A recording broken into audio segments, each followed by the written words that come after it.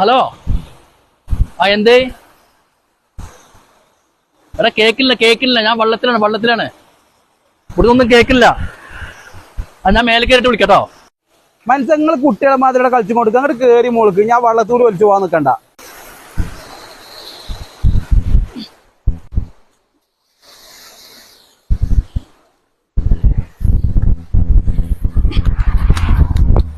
എടാ ഞാന് ചോദിച്ചിട്ട് വിളിക്കട്ടെ, കുറച്ചിട്ട് വിളിക്കാം.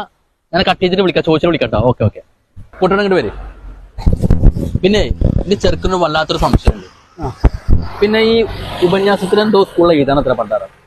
ഈ ധർമ്മസങ്കടം എന്ന് പറഞ്ഞാൽ എന്താന്ന് എനിക്ക് അറിയില്ല. നിങ്ങൾക്ക് വല്ലതും അറിയത്?